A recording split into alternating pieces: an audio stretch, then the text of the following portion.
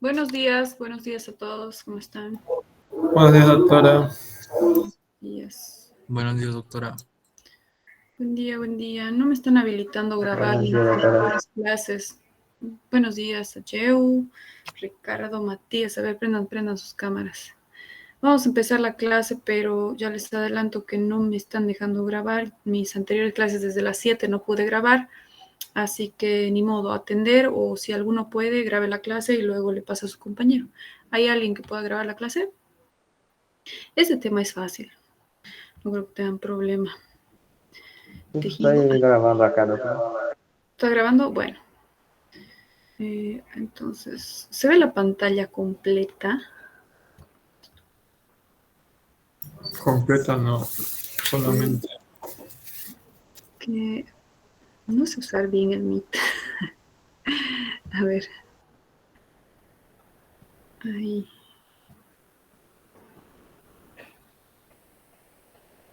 Ahí.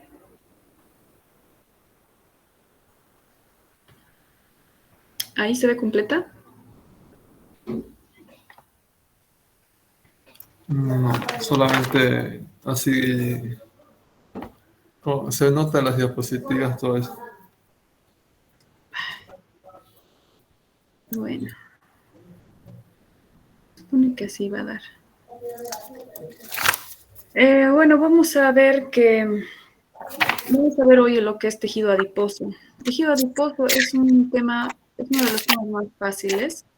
Robert, su micrófono.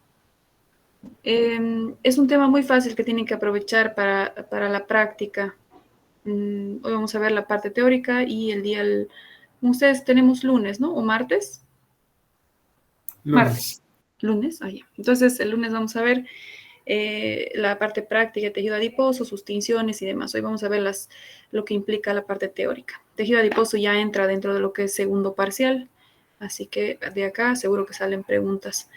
Tejido adiposo ya conocemos estos adipocitos blancos, que son un tipo de tejido adiposo. Son estas células que no se van a teñir de hematoxilina y eosina porque no se impregnan, este colorante no es lipofílico, pero hay otros que van a tener lipofilia, esta afinidad al lípido para poder impregnar bien las grasas.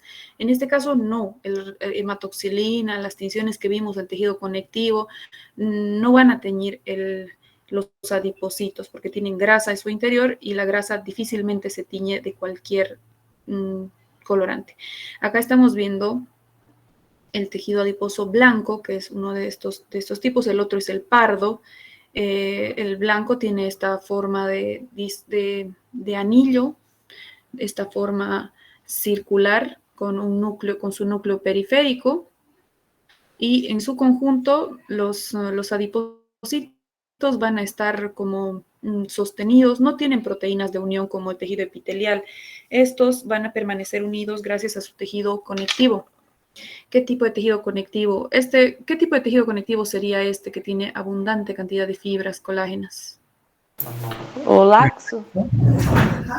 Denso, eso. ¿Denso qué? ¿Regular o irregular? Irregular.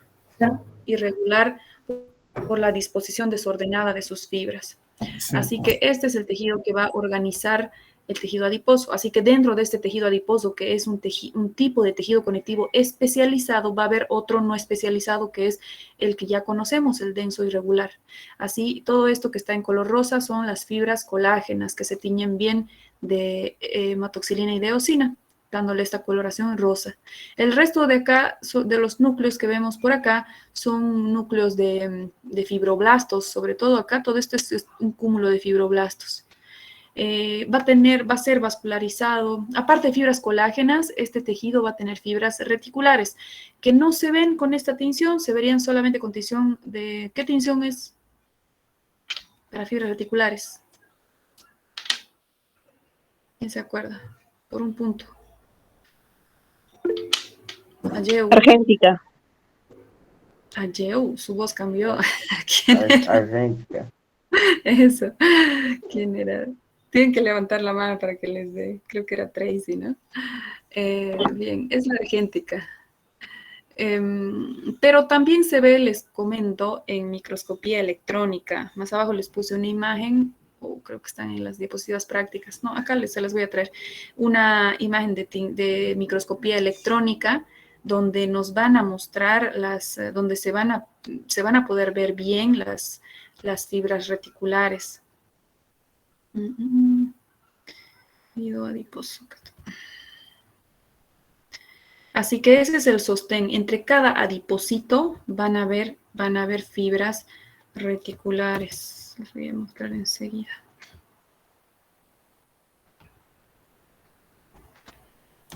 Acá tenemos el adiposito que ya conocíamos, que también va a estar solito o agrupado dentro de lo que es tejido conectivo laxo. Y acá vemos en una imagen por microscopía electrónica microscopía electrónica de barrido, porque estamos viendo la superficie de las células. La de transmisión es la que nos da el corte, el interior de la célula. Acá estamos viendo microscopía electrónica de barrido.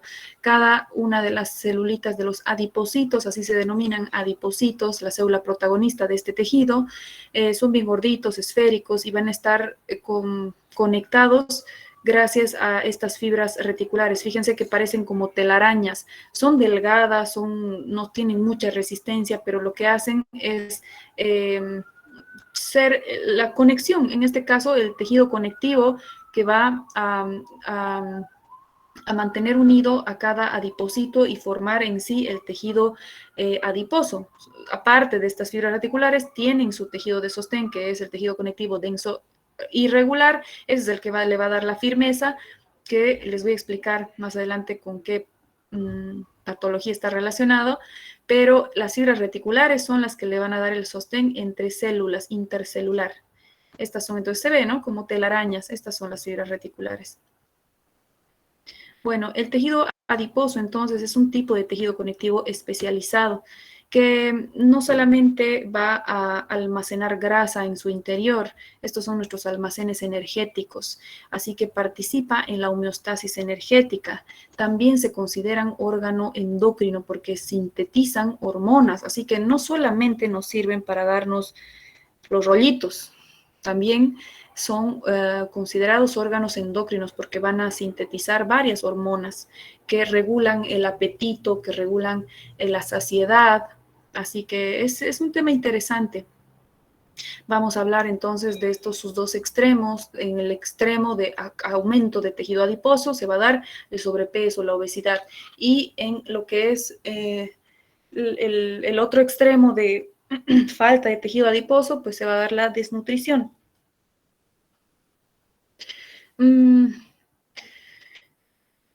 El tejido adiposo se almacena, o sea, las grasas se almacenan acá para que nosotros tengamos una reserva de energía. ¿Cuándo se va a utilizar esta energía? Pues cuando nuestro cuerpo ya no tenga glucosa para degradar. Cuando nosotros pasamos el horario, o sea, el tiempo, o gastamos nuestra glucosa, hacemos uso de nuestro glucógeno que está almacenado en el hígado. Después del hígado, cuando ya se acaba el glucógeno, que se acaba rapidísimo, se va a hacer uso de las grasas. De esa manera, el consumo energético, el consumo de alimentos que estoy teniendo, el consumo calórico que tengo, debe ser paralelo al gasto calórico que voy a tener dentro del día para que pueda mantenerse esto en un equilibrio, porque si excede, si la alimentación, si el consumo calórico excede al gasto que tengo, al gasto de energía, si estoy sedentaria todo el día sin hacer mucha actividad física, pero que estoy comiendo, obviamente que se va a almacenar mayor cantidad de grasa acá en los adipocitos. Los adipocitos tienen esta capacidad de aumentar de tamaño hasta un límite, pero pueden llegar a medir hasta 100 micras, es decir, son unas pocas de las células que van a ser visibles, que pueden llegar a ser visibles a simple vista, porque 100 micras ya algunas personas pueden ser capaces de ver, o sea, las que tienen mejor vista, hasta 100 micras pueden ver. La mayoría 200 micras, pero hay algunas personas que sí pueden llegar a ver 100 micras. Estas entonces pueden llegar a ser muy grandes. no así, sino visible al ojo humano, ¿no? Y estas van a tener interiormente, la grasa se guarda en forma de triglicéridos.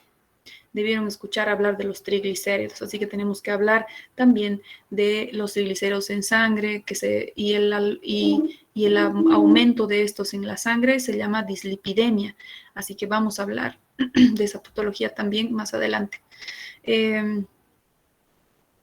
Y van a disminuir, o sea, los almacenes de grasa, los almacenes de energía van a disminuir cuando el gasto energético sea mayor a la ingesta. Cuando yo hago más ejercicio más actividad física y menos aporte calórico, obviamente se van a gastar con mayor medida. Por eso es que cuando hacemos ejercicio, pues empezamos a bajar de peso, ¿no? En caso de la inanición, la inanición es la falta de aporte calórico en un tiempo prolongado. Estos se van a convertir en la principal fuente de energía y agua, porque cuando se degradan, cuando se metabolizan las grasas, los ácidos grasos, pues se van a convertir en energía en forma de ATP, y agua, moléculas de agua, y cetonas, que es un metabolito, que es basura, que se debe eliminar. Así que el degradar la grasa también va a tener sus productos de desecho. Esos productos de desecho, cuando se da demasiado uso de metabolismo de las grasas, van a ser tóxicas estos metabolitos. Así que no es que yo dejo de comer. Bueno, la doctora nos dijo que si no como nada voy a bajar mis grasas, así que dejo de comer 3 días. No es así, porque va a dañar a nuestro cuerpo, ya que el uso, o sea, el metabolismo de las grasas nos da como desecho un metabolito llamado cetonas o cuerpos cetónicos. Estos cuerpos cetónicos son tóxicos para el cuerpo. Tenemos un nivel no tóxico, donde se va a poder eliminar a través de la orina, pero cuando excede ese nivel, nuestro cuerpo va a empezar a sufrir algunos cambios, como es el aumento de la acidez, porque las cetonas son ácidas. ¿Y nuestra sangre es ácida o es alcalina? Vimos pH con ustedes la primera clase, me parece. Ficaas, probabilmente. No. Roberto, ¿básica, alcalina o ácida? Lauriane. Básica. Básica, es básica, porque nuestro pH, aunque no se acuerden el pH, tienen que saber si es ácido o si es básico. Nuestro pH es de 7.35 a 7.45. La neutralidad está en 7. Superior a 7, 7.35, 7.45, 8, 9, 10, hasta 14, va a ser alcalino. Y debajo de 7, 6.9, 6.8, 5, 4, 3, 2, 1, va a ser ácido. Los cuerpos cetónicos son ácidos, por lo tanto, si se acumulan en exceso, ¿por qué? Porque aumenta el metabolismo de las grasas, es tóxico, va a empezar a bajar nuestro pH y por lo tanto nos va a empezar a dar acidez. Esta acidosis metabólica sería. Es algo grave cuando se da muy rápido, y también es difícil de manejar el medio interno. Se debe internar al paciente, les voy a hablar de una patología relacionada donde se da el acúmulo de estos cuerpos cetónicos, que es la cetoacidosis diabética. Vamos a ver más adelante eso. Es un tema por eso muy interesante, con varias correlaciones clínicas. Así que ya les decía que no es solamente de dejar de comer y esperar que las grasas se acaben, porque tiene sus consecuencias. Así que este es el tejido adiposo, uno de los tejidos adiposos, porque hay otro más, que es que son los adipocitos pardos, que ahora vamos a ver.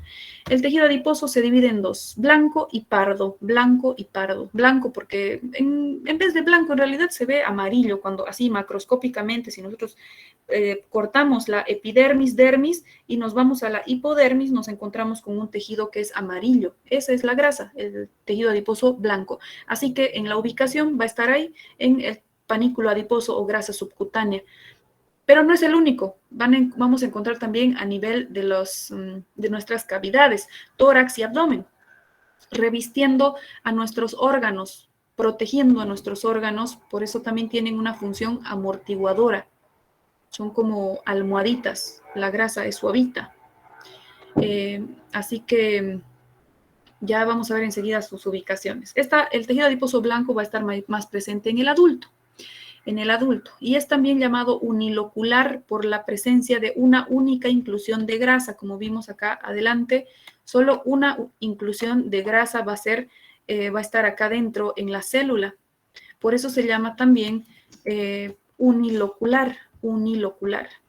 Esta tiene una forma anular, como anillo, que tiene su piedrita ahí a la periferia, porque la inclusión de grasa empuja al núcleo hacia la periferia. Sus funciones van a ser varias. La principal es la reserva energética. Entonces, cuando se acabe nuestra glucosa, nuestro glucógeno, hacemos uso de nuestras grasas. En condiciones normales nos van a mantener un equilibrio entre el gasto y el aporte. Pero ya en condiciones patológicas, cuando excede, pues ahí se van a dar los dos extremos, ¿no? De mucho almacenamiento o de exceso de metabolismo de las grasas. El tejido adiposo pardo, este va a estar presente más en el periodo fetal y neonatal. Fetal corresponde al periodo después del embrionario.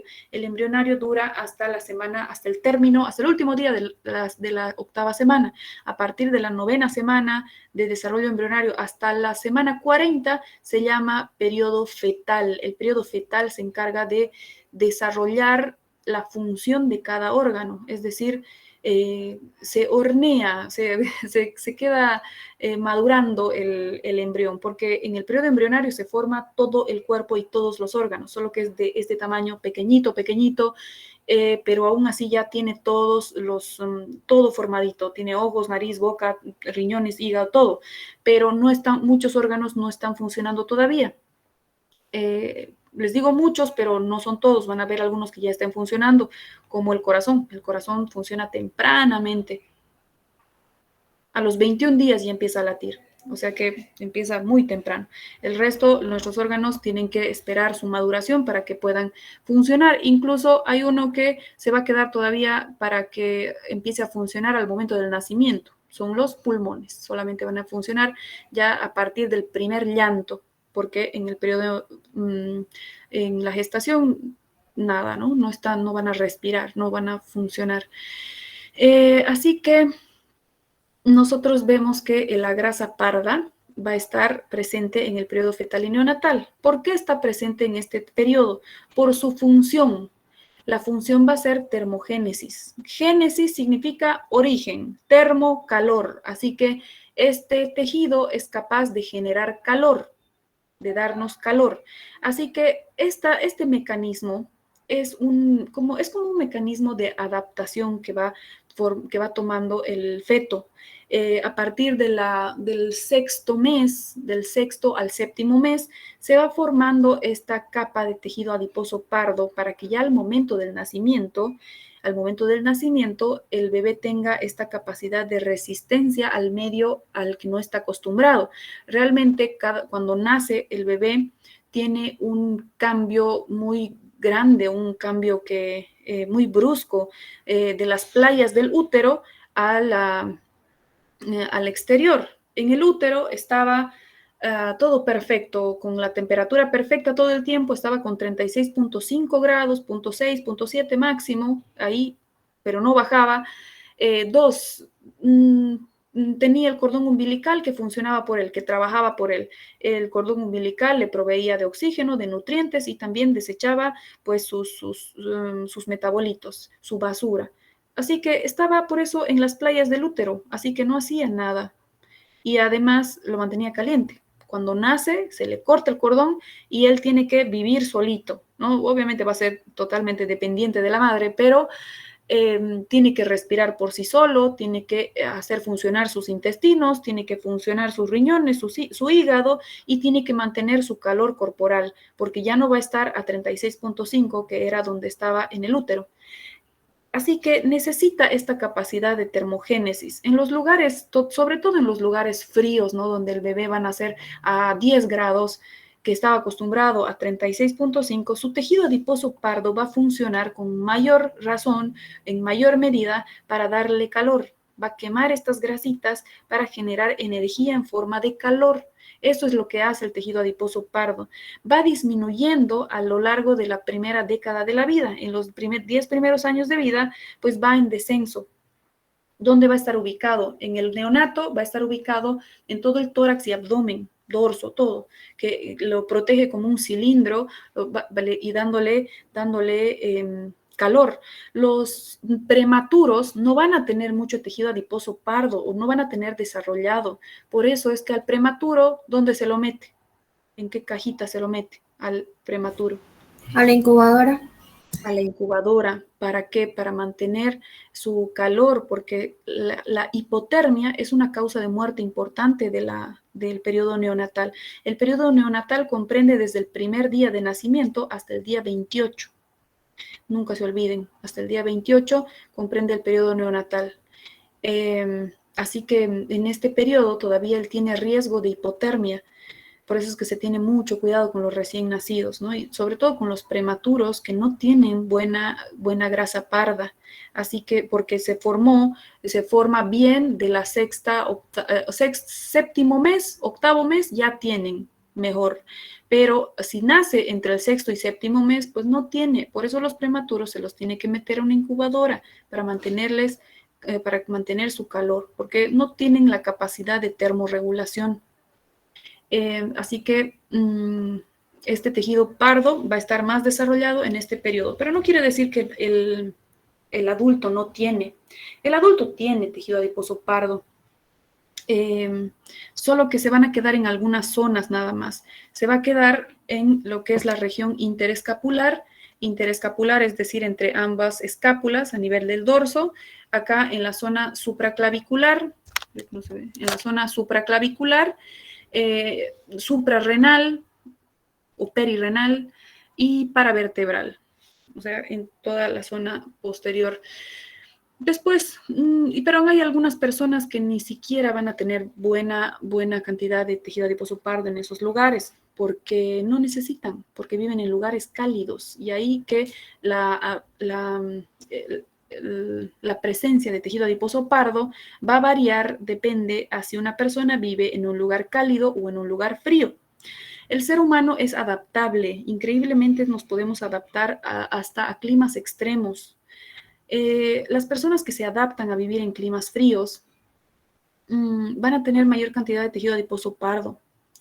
Así, si nosotros vemos una persona que vive en un lugar frío como La Paz, como Oruro, que son departamentos muy fríos en Bolivia, las temperaturas bajan, en la noche bajan a menos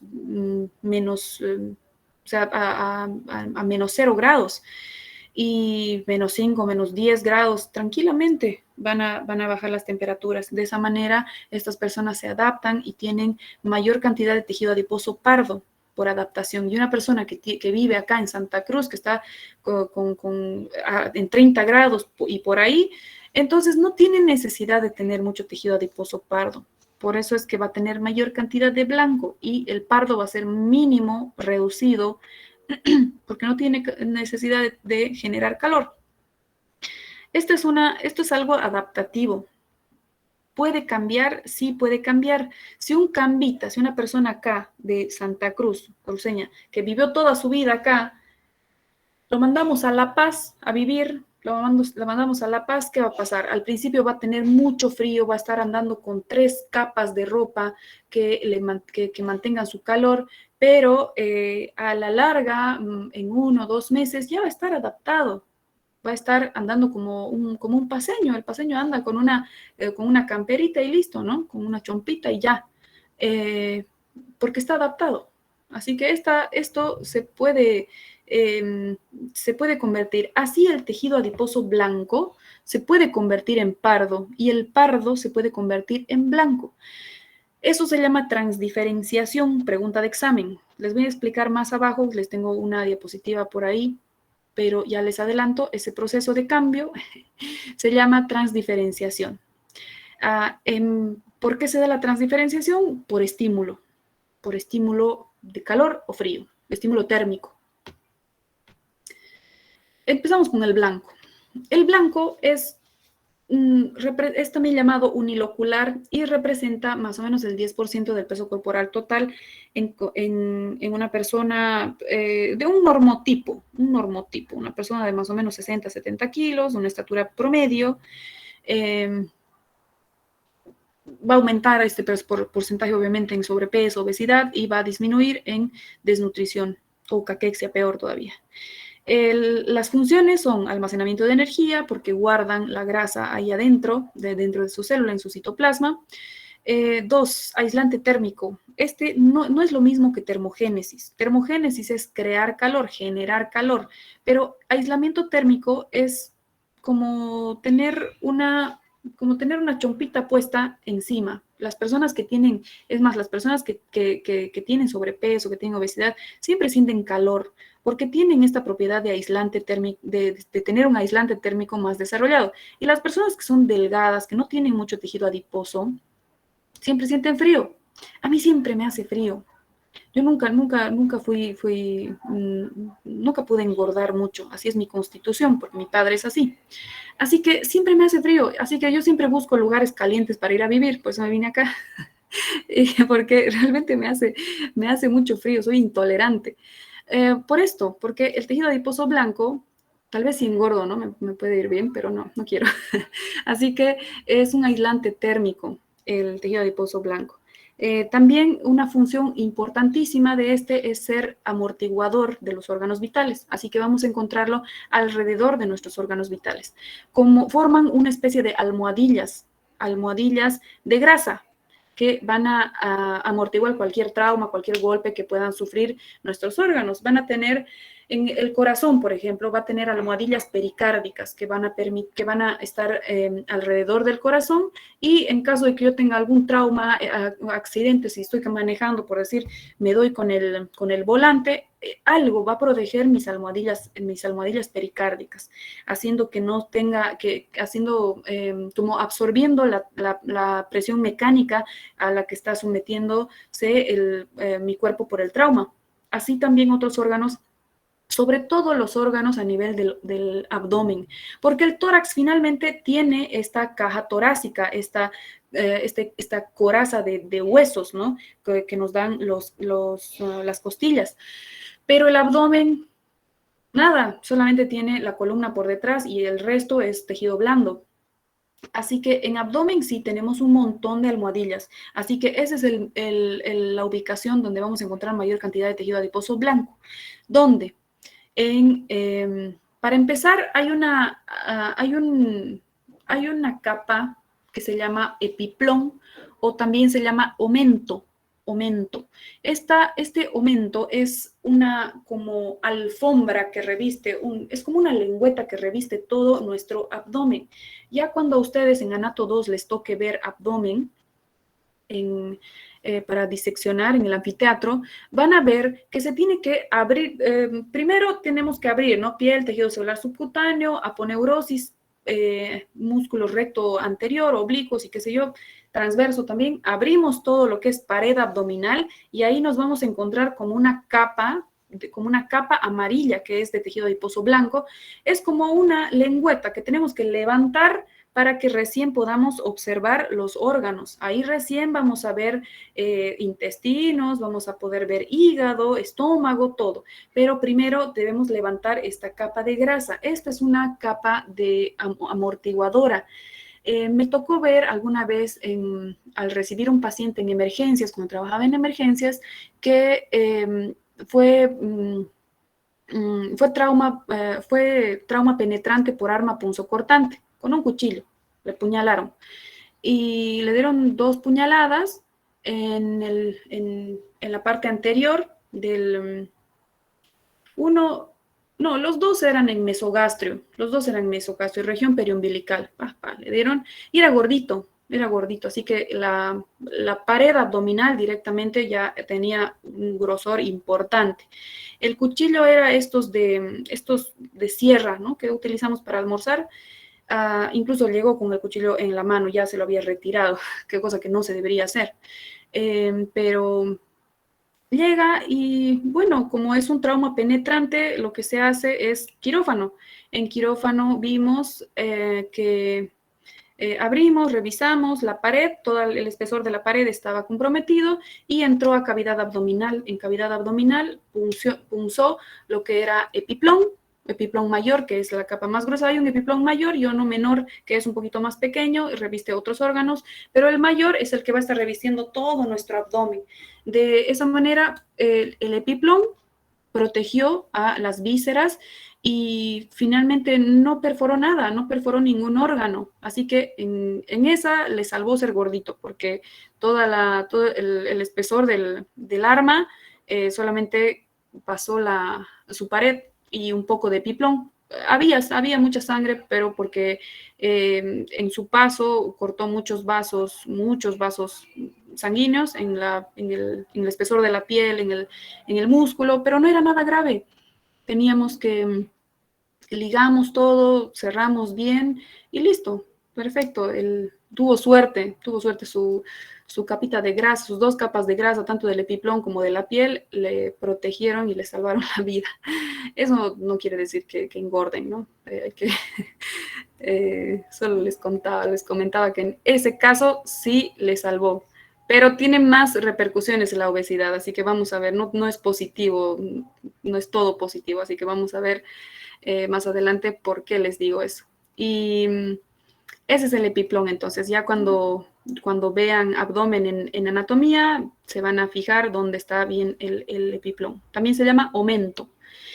Mesenterio. El mesenterio es aquel lugar que sujeta los intestinos hacia el retroperitoneo, es decir, a la pared posterior de Los intestinos no están flotando como en un carnaval, no están moviéndose a lo loco, sino tienen un lugar que sujeta al intestino hacia la parte posterior, al espacio retroperitoneal. Y este espacio retroperitoneal también va a tener mucha grasa, sobre todo a nivel de los riñones, porque los riñones están a nivel de las fosas renales, que son retroperitoneales, están a nivel lumbar.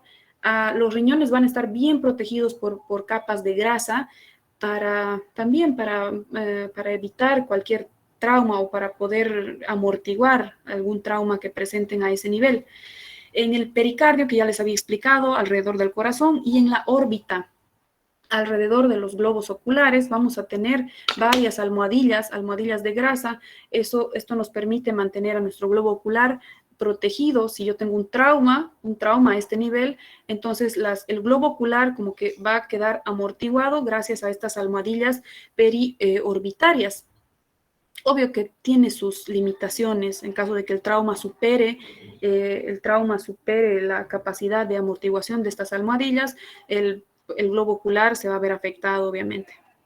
Pero aún así es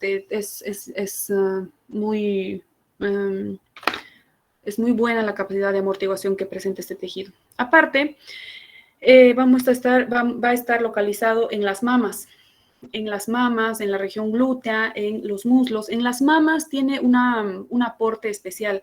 En las mamas, sobre todo en el periodo de lactancia, donde las mamas van a producir leche para el recién nacido, la grasa alrededor de las glándulas le va a dar los lípidos necesarios a la leche. La leche no solamente tiene proteínas, tiene anticuerpos, tiene lípidos, tiene minerales, tiene un montón de cosas que le pasa a la madre a su bebé. Por eso es que nosotros, ustedes y ustedes estudiantes de medicina, enfermería, médicos, todos los que estamos en el sector salud, tenemos la responsabilidad de hacer promoción y prevención de la salud, es decir, educación en salud. Debemos promover la lactancia materna. ¿Por qué? Porque la composición de esta no va a ser reemplazada por ninguna fórmula. Acá les quiero mencionar algo. ¿Cómo se llama la primera leche, la primera lactación, la primera leche que suelta la madre? ¿Alguien sabe? Calostro. El calostro, fíjense la densidad o el color del calostro y del resto de las leches. blancas y esta se ve amarilla, parece mantequilla. Es porque la primera leche, la primera lactación va a tener diferente composición. El recién nacido, o sea, el bebé que acaba de nacer, tiene mucho requerimiento de energía porque su cuerpo empieza a funcionar.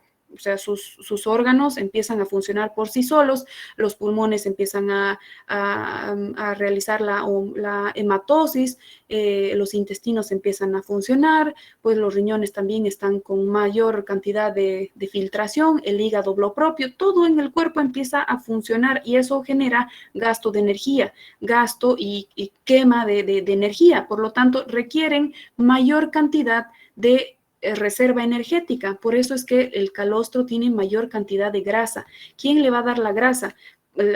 ¿Quién le va a dar los lípidos a esta leche? Pues la grasa periglandular a nivel de la mama. Por eso el calostro parece mantequilla acá y a comparación del resto de la leche. Maristela, adelante. Bom dia, doutora, como está? Doutora, o calostro, então, ele tem muito mais substância inicialmente para que sirva de anticorpos para o bebê? Sim. És anti-imune? Autoimune? És, então, né?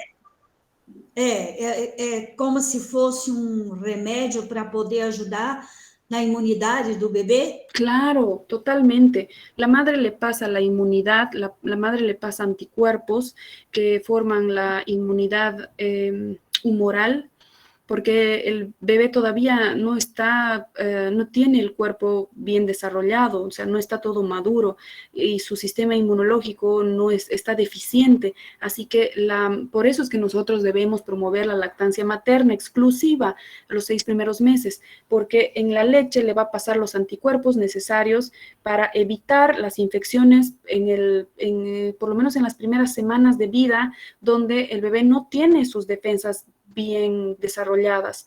Así que la madre ya ha estado en este ambiente, así que gracias a la leche le va a pasar sus anticuerpos, cosa que no va a tener ninguna fórmula. O sea, las fórmulas pueden tener más cantidad de proteína, proteína también hay que tener cuidado porque pueden dañar a los riñones. Puede tener más cantidad de lípidos, o sea, puede acercarse a lo que es la leche, pero nunca va a ser lo mismo que la lactancia materna exclusiva. Por lo tanto, nosotros por eso les decía que ya como estudiantes de medicina, ustedes deben realizar promoción, educación en salud, en su ambiente, empiecen en sus familias, en sus amigos, si tienen alguna amiga que dice, ay, no, yo no le quiero dar de lactar, además que no tengo leche. Eso es una excusa que no va, porque simplemente no tiene que ver, la producción de leche no tiene que ver con el tamaño de las mamas, más bien tiene que ver de acuerdo a la estimulación que tiene. La succión hace que se estimule la producción de leche. Si no se succiona, pues no va a haber producción de leche. Y si dice la madre, ay, no quiere agarrar, claro, es porque ya le dio la mamadera y la mamadera es mucho más fácil de succionar y el bebé es inteligente, va a decir, esto es más fácil y tengo el mismo producto, más o menos, no va a decir que, este tiene anticuerpos, este no. Así que va por lo fácil, ya no quiere, rechaza el pecho una vez que ya prueba mamadera, por eso es que no quiere soltar la mamadera. Así que nosotros debemos estimular eso, debemos explicar a la madre que sí, usted va a tener leche, pero debe dar el pecho al bebé. De esa manera le va a pasar todos los anticuerpos y lo necesario al bebé. Así que este es el aporte importante que tiene el tejido adiposo blanco en la glándula mamaria. Le va a dar la grasa a la leche. Acá algo más, nada. El tejido adiposo blanco, una de las funciones les decía que es la secreción de hormonas. Es considerado un órgano endocrino y de ahí vienen algunos problemitas relacionados. ¿Qué hormonas van a secretar? En general, estas hormonas se denominan adiposinas. Las adiposinas van a ser un conjunto de hormonas, factores de crecimiento y citoquinas inflamatorias.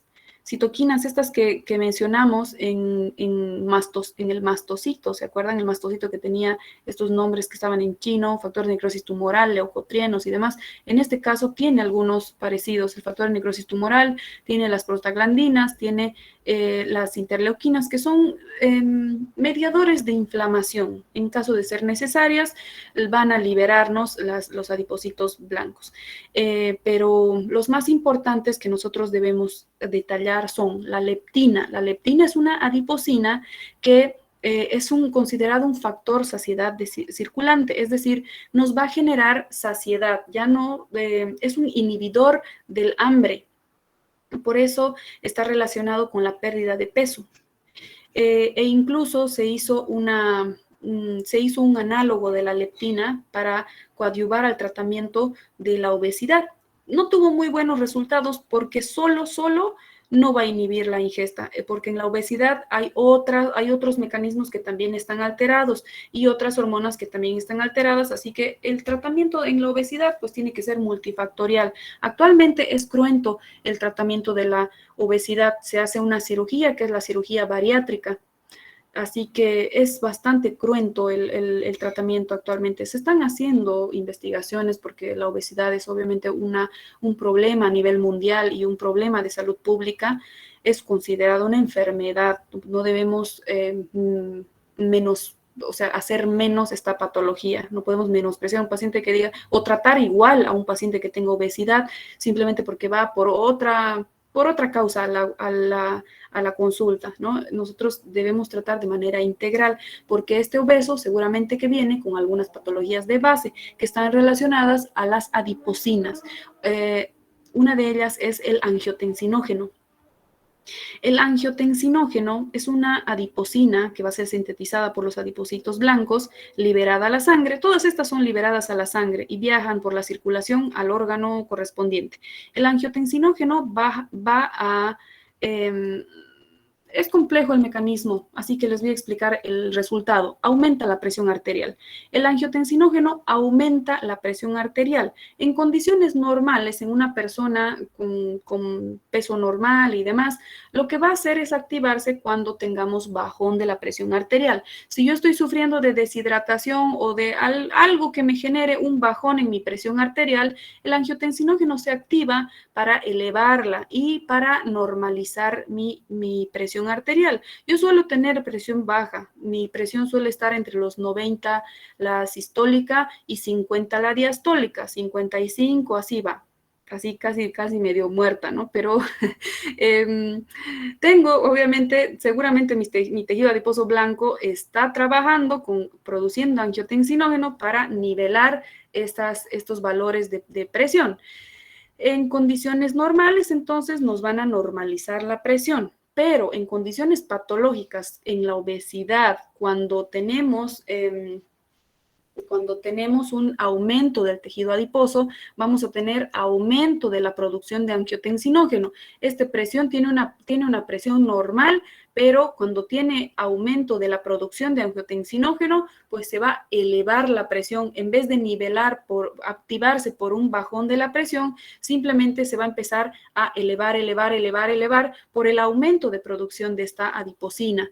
Así, la hipertensión arterial va a estar vinculada con la obesidad.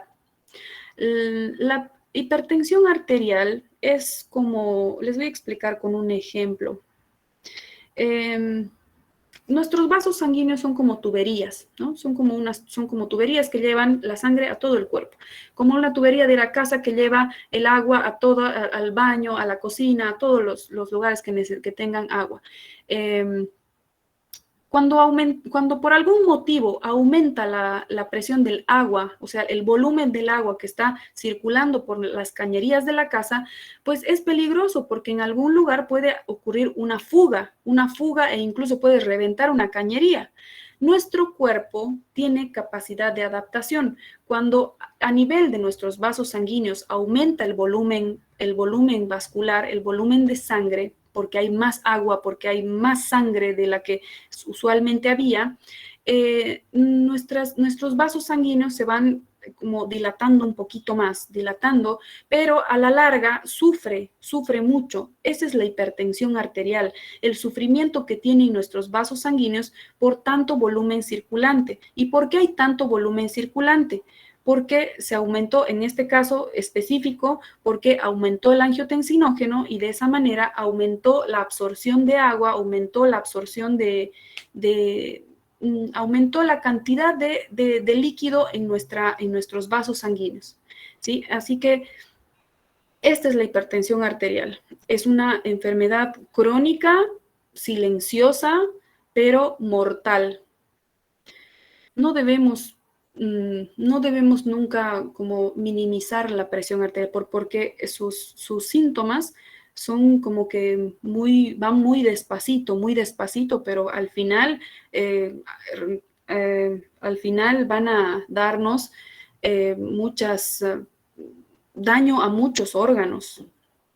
Entonces, 1, hipertensión arterial. 2, diabetes. La diabetes está relacionada con la obesidad y tiene que ver con tejido adiposo. ¿Por qué?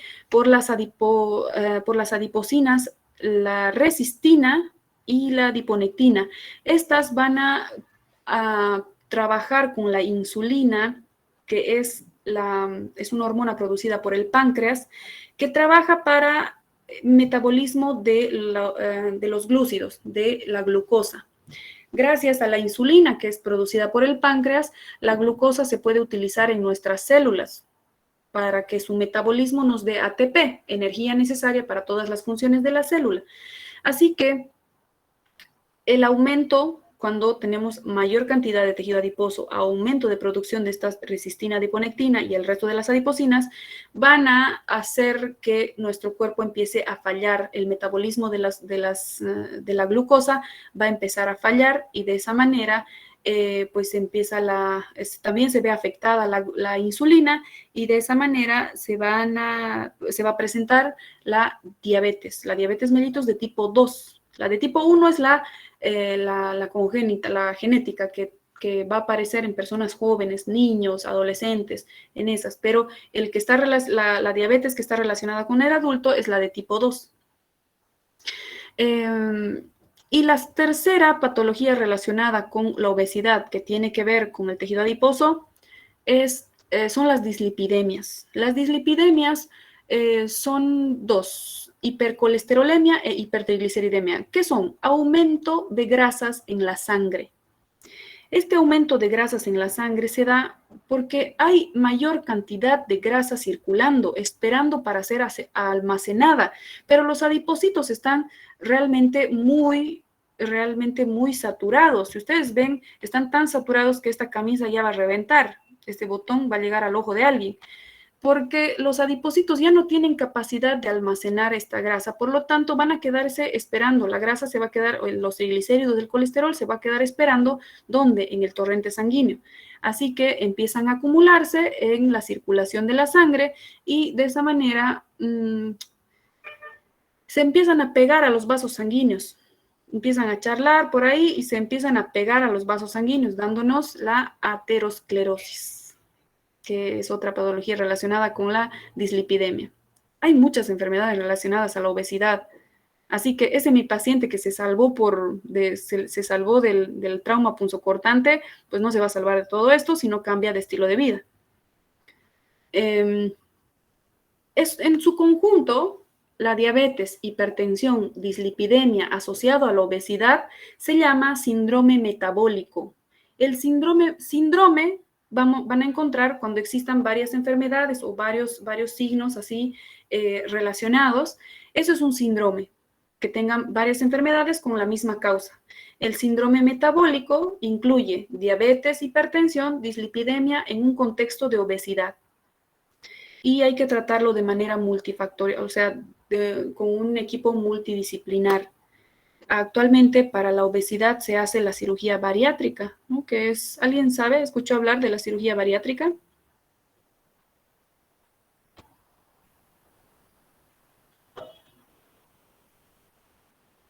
Sí, doctora. ¿Qué escucharon? Desculpa, doutora, não entendi a pergunta. Pode repetir, por favor? ¿Alguien escuchó hablar de la cirugía bariátrica? Doctora, es la que le cortan, creo que es el 60% del estómago. No sé si me estoy Sí, confundiendo. más todavía. Hasta el 80% les pueden cortar. Es decir, el estómago queda muy, muy reducido. Hay diferentes tipos de cirugía bariátrica. Hay algunos que Pode solamente... ser grampeada também, né, doutora? A cirurgia bariátrica pode grampear de 50% a 80% do estômago.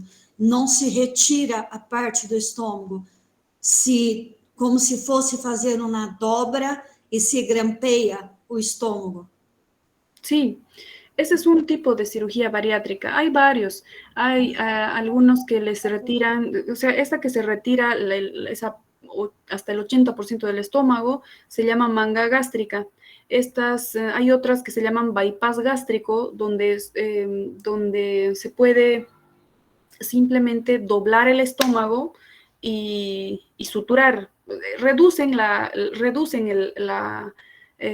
luz del estómago, o sea, se van a saciar más rápido, pero sin sacar el resto. Hay otra que es el balón gástrico, el balón donde les meten por endoscopía, les meten un tubo y un balón y les inflan a nivel del estómago y de esa manera reducen, pero este es contraproducente porque solamente dura 6 meses y si el paciente no cambió de estilo de vida en esos 6 meses, pues va a volver a engordar e incluso el doble. Hay otros tipos más, la banda gástrica, hay varios, pero la que es más cruenta y la que tiene mejores resultados es la manga gástrica, en esta que se retira un porcentaje, se retira realmente y se bota, ya no se vuelve a ver ese pedazo de estómago. Por lo tanto, el paciente a la fuerza tiene que comer mucho menos. No solamente se le quita este pedazo y ya se lo manda a su casa, tiene que continuar con tiene que continuar con un equipo que ayude, por ejemplo, a su salud mental, a la ansiedad que tenía por comer, porque seguramente la obesidad se disparó, se gatilló por alguna patología psiquiátrica, es decir, ansiedad, depresión o incluso algo peor. Así que tiene que ir con acompañamiento por psiquiatría y psicología. 2, tiene que ir con acompañamiento de nutrición, así que un nutricionista debe ayudarle a cambiar todos sus hábitos alimenticios, todo su estilo de vida.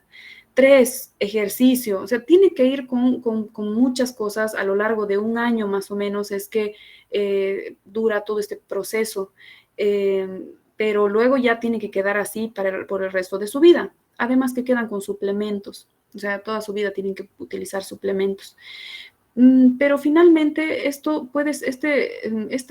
beneficio que tiene esta cirugía es superior a la parte mala, porque muchas veces revierten su hipertensión, revierten estas dislipidemias, incluso pueden revertir la diabetes, o por lo menos mejorar y bajar la dosis de toda la medicación que están tomando.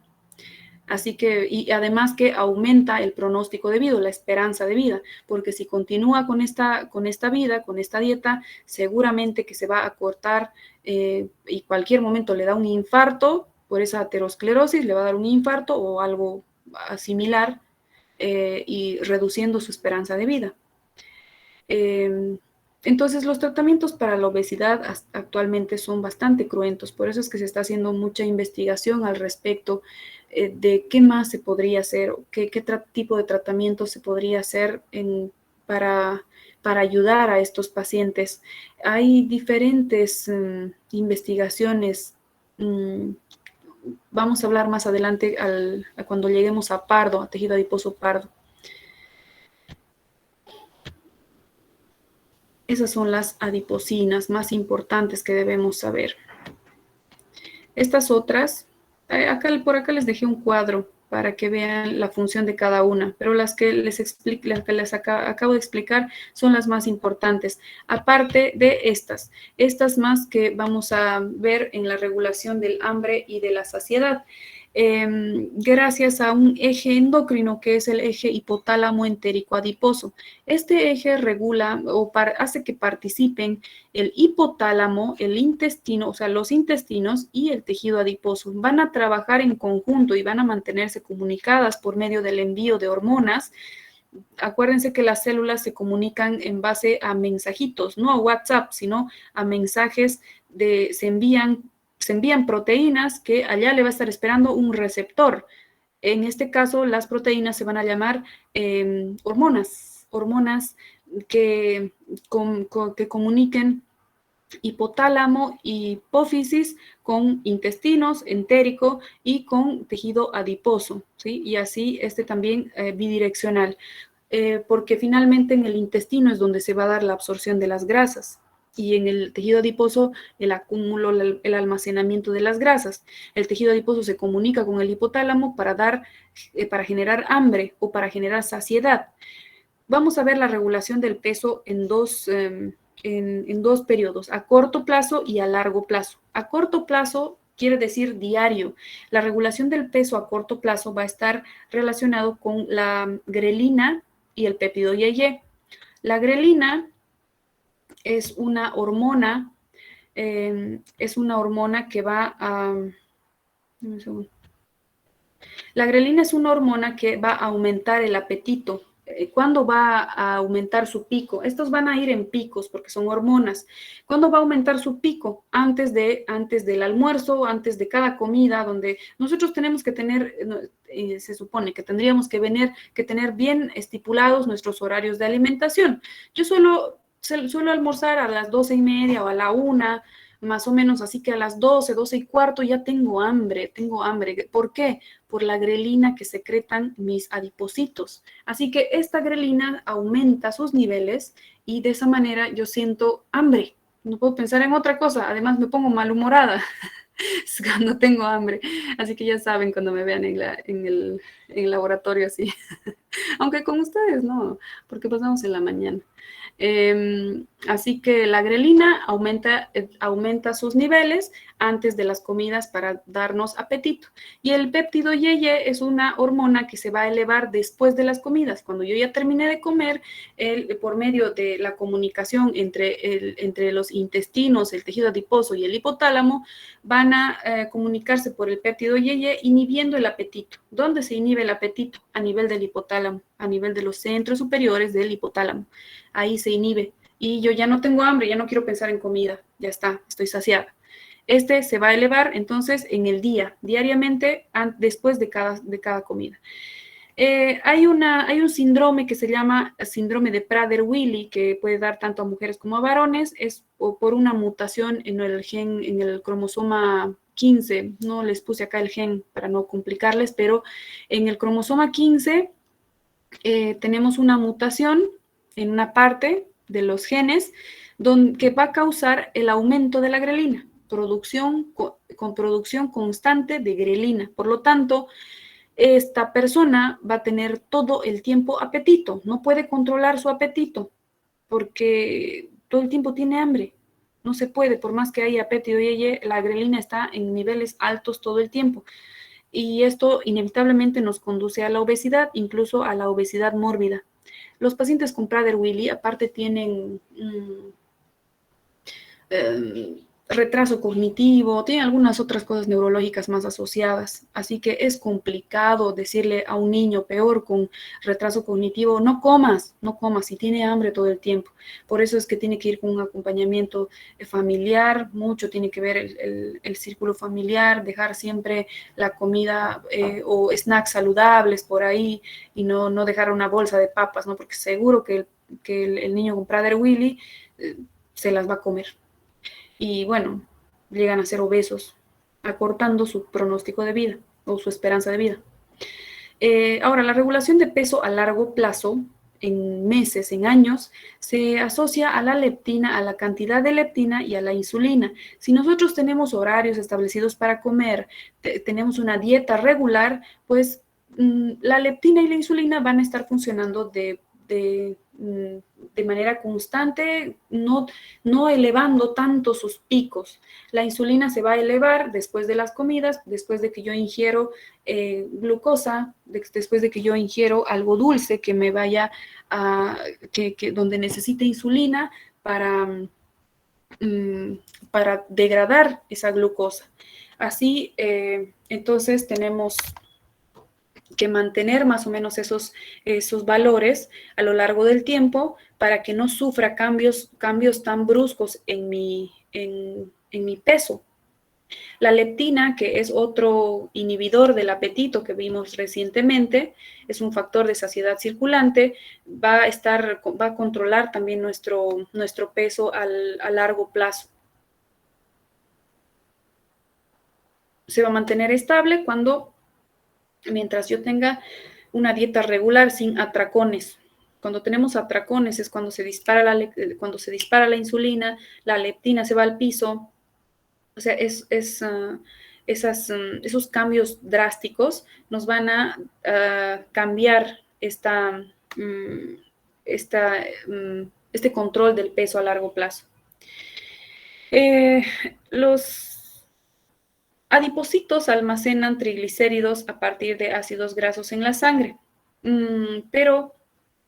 y cuando se necesita energía, son liberados nuevamente como ácidos grasos, son transportados gracias a unas proteínas en la sangre que se llaman albúminas. Las albúminas las vamos a ver bien en tejido sanguíneo, pero ya les adelanto que son proteínas tipo Ubers. ¿Alguna vez utilizaron Uber o InDriver en su celular? Se usa, ¿no? Mucho. A ver, ¿quién lo utilizó?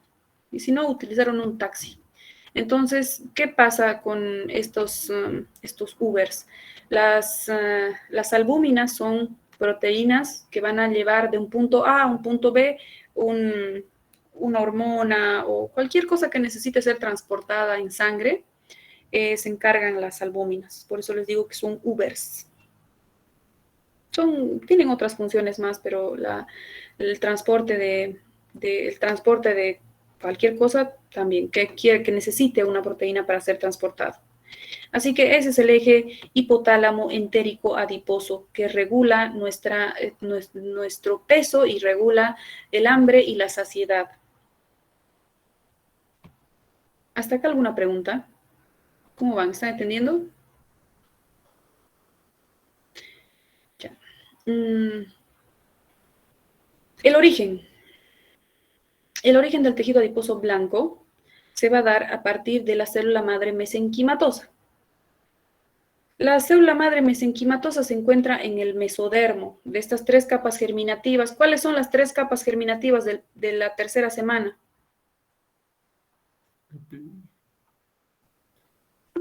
Ayeu. Endodermo, ectodermo y mesodermo. 2 endodermos, no. Endodermo, ectodermo y Mesodermo. mesodermo. El mesodermo va a tener en su mayoría células madre mesenquimales. Vimos en el tema anterior, en tejido conectivo no especializado, en el tejido embrionario, el mesénquima y el tejido conectivo mucoso, que es propio del cordón umbilical. El mesénquima son estas células que componen la mayor parte del mesodermo, el mesodermo intraembrionario, que va a tener estas células madre con capacidad grande, a diferenciarse a muchos tipos celulares. ¿A qué tipos? A todos los tejidos que van a ser de tejido conectivo especializado, tejido sanguíneo, tejido óseo, tejido cartilaginoso, tejido adiposo, tejido linfático y tejido hematopoyético. Todos esos provienen de la misma célula. ¿Cuál es la diferencia? La expresión genética que va a tener esta célula. La célula no se divide, no nace sabiendo qué tiene que ser en la vida, no nace sabiendo que tiene que ser un adipocito blanco, un adipocito beige o un adipocito, perdón, beige, después les voy a mostrar los adipocitos beige, un adipocito pardo o una célula ósea o una célula cartilaginosa. No saben qué van a hacer en la vida. ¿Cómo es que se manifiestan o se van a diferenciar en una o en otra? Gracias a la expresión de sus genes. Para eso les voy a explicar lo básico de la genética. Cada una de nuestras células tiene su genética en el núcleo, ¿no? Cada una de mis células tiene la genética que me dio mi padre la mitad, mi madre la mitad, 50-50. La expresión de estos genes me van a dar rasgos característicos tanto en mi fenotipo como en mi genotipo. Esos son conceptos básicos de biología, pero ¿a qué quiero llegar? Yo tengo esta forma de la cara, los ojos de mi mamá, la nariz de mi papá, los labios de mi papá. ¿Por qué? porque los genes dominantes en cada una de mis células de acá, de mis arcos faríngeos, que ya van a ver en embriología, se manifestaron de tal manera que me dieron esta forma. Me hacen única, estos rasgos me hacen única, ¿no?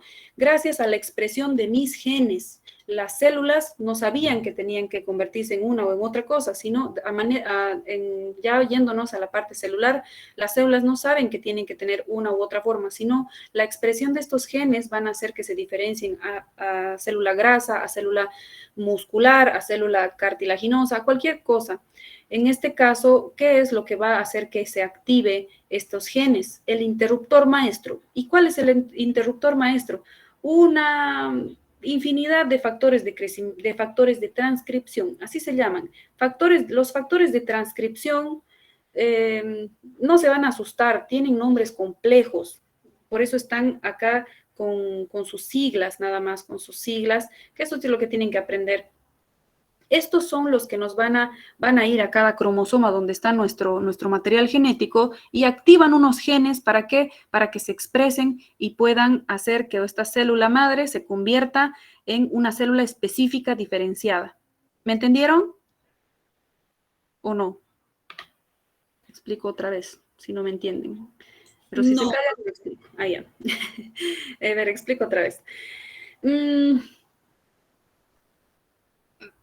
Cada una de nuestras células tiene su genética, ¿no? Su genética contenida en el núcleo. La misma genética, o sea, la misma carga genética va a estar en cada una de nuestras células. En la célula de mi frente y en la célula del pie van a tener la misma carga genética. La diferencia entre la célula de mi frente y la célula de mi pie es que se van a expresar diferentes genes para que estas células sean específicas de mi frente y otras específicas del pie. ¿Entienden? De esa manera, ¿cómo se van a expresar estos genes? Gracias a factores de transcripción. Los factores de transcripción son proteínas que se denominan interruptor maestro, porque van a hacer que los genes se manifiesten, se expresen, porque los genes están dormidos. Los genes están dormidos. Nosotros tenemos muchos genes que están dormidos, que en algún momento de la vida pueden despertar dándonos patologías o pueden mantenerse dormiditos por toda nuestra vida. ¿Cómo es que despiertan estos genes? Gracias a factores de transcripción. Los factores de transcripción van a tener diferentes nombres, son cadenas proteicas complejas que van a despertar estos genes para que una célula madre pueda convertirse en una célula diferenciada. La misma célula madre puede activar diferentes genes para convertirse, para darnos hijos, la madre da muchos hijos, para que nos dé un hijo de un tipo celular, otro hijo de otro tipo celular, por decir, un adipocito o una célula cartilaginosa o una célula ósea. De esa manera se van a transformar, pero todas tienen un origen común, tienen la célula madre mesenquimal. Ahora sí, entonces la célula madre mesenquimatosa, en este caso, va a expresar sus genes gracias a la activación de los factores de transcripción PPAR gamma y RXR. Estos, nunca me acuerdo bien el nombre, a ver, me voy a acordar. Esta es la proteína, receptor gamma activador peroxisómico, algo así se llama este factor de transcripción. Y este es el factor retinoides X, algo así, o receptor retinoides X. Estos dos factores de transcripción se van a manifestar en los genes de esta célula madre mesenquimatosa para que se pueda convertir en preadipocito. En preadipocito, que es una célula alargada que va a tener varias vesículas de grasa en su interior, pero pequeñitas.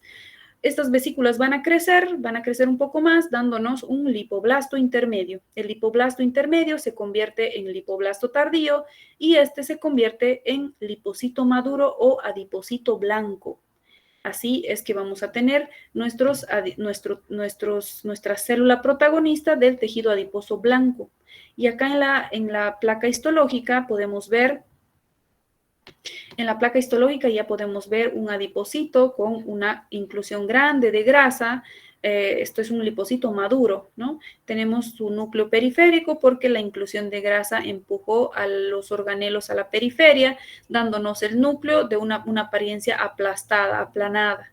Acá también se ve su núcleo, ¿no? Su núcleo aplastado.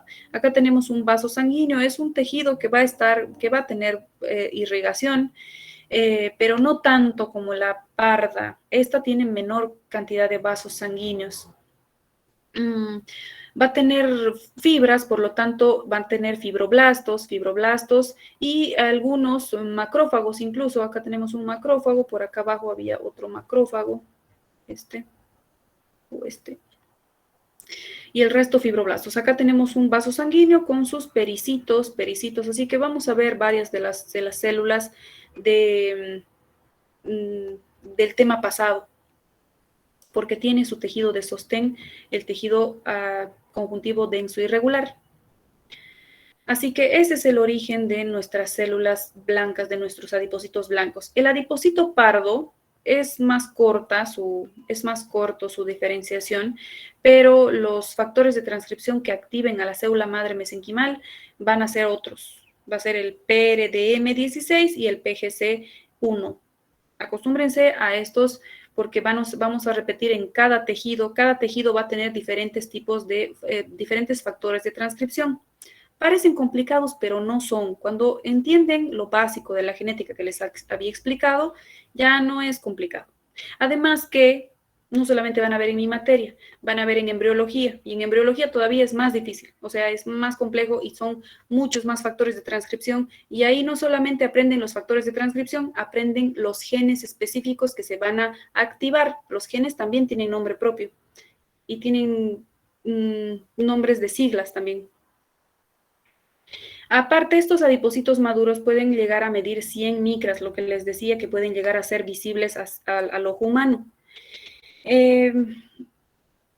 Las fibras reticulares que contiene, que van a estar presentes entre cada adipocito, solamente van a ser visibles con impregnación argéntica. Si no, no se ven. O en microscopía electrónica, como en este caso, ¿no? Con estas telarañas son fibras reticulares.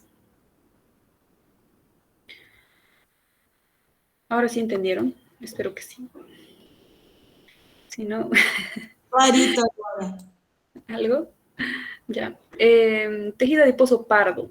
¿Nos da tiempo? Creo que ya no. Vamos a ver, vamos a hablar algo de pardo para que no estén tan perdidos en la práctica. Tejido adiposo pardo, ya les decía que va a estar más presente en el periodo fetal y neonatal. Es ya reducida en el adulto, porque el adulto va cambiando, va aumentando mayor cantidad de tejido adiposo blanco. Este es un tejido, como saben, su función principal es la de termogénesis, origen o sea, van a generarnos calor. Equivale al 5% de la masa corporal total del neonato, va a estar presente en todo el tórax y abdomen, espalda también, todo el cilindro del tórax y abdomen. Mientras en la adultez gradualmente disminuye en los 10 primeros años y en la adultez solamente lo vamos a tener a nivel supraclavicular, a nivel entre las dos escápulas, a nivel paravertebral, un poquito más abajo, en el área perirrenal, en el mediastino también. Entonces, en esos sitios solamente se van a quedar. En una persona que vive en un lugar cálido, capaz si no encontramos en algunas zonitas muy reducido, pero en una persona que vive en un lugar muy frío, se va a adaptar y va a tener mayor cantidad de tejido adiposo pardo. Se llama también multilocular, se llama multilocular por las gotas de grasa, por varias gotas de grasa que presenta. Acá estamos viendo un tejido adiposo pardo. Los adipocitos pardos son estos que acá tenemos un adipocito, dos adipocitos más aumentados, que tienen varias gotitas de grasa, ¿no? Nosotros podemos ver en el interior del citoplasma de esta célula el núcleo central, acá está el núcleo central, y alrededor de este vamos a tener varias inclusiones de grasa por separadas. No van a generar una sola en total como en el otro tejido, que van a empujar al núcleo a la periferia. En este caso, el núcleo nuevamente es la clave para reconocer pardo y blanco, además que blanco claramente se diferencia porque tiene un vacío ahí adentro cuando está teñido de H&E, pero tiene tinciones especiales que van a impregnar muy bien el interior. Eso vamos a ver en la práctica. Acá Entonces, vemos el interior alrededor del núcleo, de la célula, del adipocito pardo, se van a presentar los cúmulos, las inclusiones de grasa, las gotitas de grasa. Estas son las que se van a degradar para generar calor.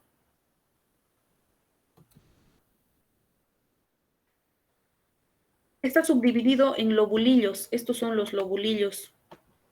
Lobulillos, estos son los tabiques que van a separar a los lobulillos del tejido adiposo pardo. Bueno, acá vamos a quedar, no nos da más tiempo, pero ya les presenté cómo son los adipocitos pardos. Vamos a ver mejor en la práctica. Acá nos faltan 2 diapositivas, casi nada. Así que vamos a terminar la próxima semana y ya vemos el nuevo tejido.